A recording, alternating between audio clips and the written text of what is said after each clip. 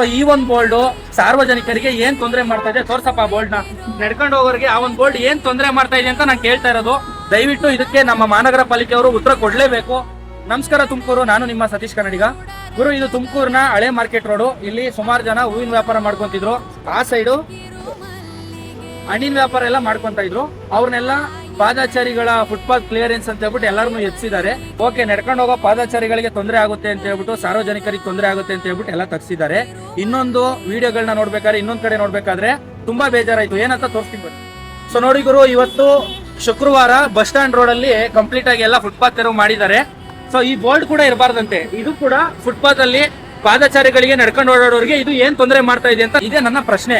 So ದಯವಿಟ್ಟು ಈ ಒಂದು ಪ್ರಶ್ನೆನ ನಾನ್ ಕೇಳ್ತಾ ಇರೋದು ಮಹಾನಗರ ಪಾಲಿಕೆಯವ್ರಿಗೆ, ಜೊತೆಲಿ ನಮ್ಮ DC ಅವ್ರಿಗೆ. ಸೊ ಈ ಒಂದು ಬೋಲ್ಡ್ ಸಾರ್ವಜನಿಕರಿಗೆ ಏನ್ ತೊಂದರೆ ಮಾಡ್ತಾ ಇದೆ ತೋರ್ಸಪ್ಪ ಬೋಲ್ಡ್ ನ.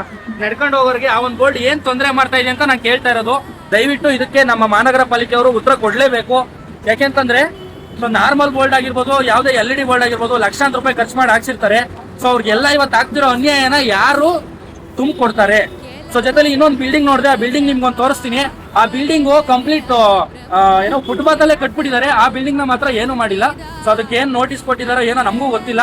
ಪಾದಚಾರಿಗಳಿಗೆ ತೊಂದರೆ ಆಗ್ಬಾರ್ದು ಅಂತ ಫುಟ್ಪಾತ್ ಕ್ಲಿಯರ್ ಮಾಡಿಸ್ತಿದ್ದಾರೆ.